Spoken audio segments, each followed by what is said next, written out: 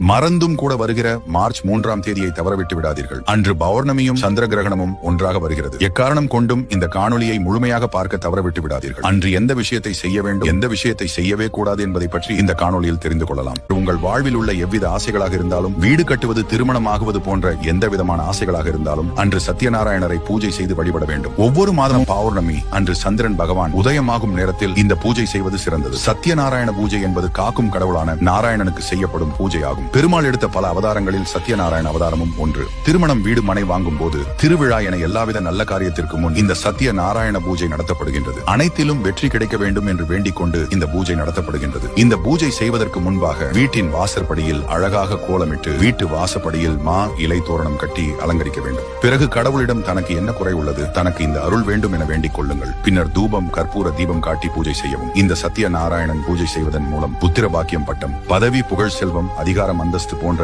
அனைத்து வித நன்மைகளும் பயக்கும். முக்கியமாக அன்று நிவேதமாக நாராயணனுக்கு பிடித்தது பால் பாயாசமும் பாசி பயறு கஞ்சியும் ஆகும். இதனால் சத்யநாராயணன் பூஜையின் போது இந்த நிவேதனம் படைத்து வழிபடலாம். இப்படி ஒவ்வொரு பௌர்ணமி அன்றும் பூஜை செய்தால் நாம் நினைத்தது நடக்கும். கடவுளின் அனுகிரகம் கிட்டும். அதே போலவே அன்று சந்திர கிரகணம் வருவதால் அசைவம் சாப்பிடுவதை முற்றிலும் தவிர்த்து விடுங்கள். நீங்கள் பெருமாள் பக்தர் என்றால் உடனடியாக இந்த புனித தகவலை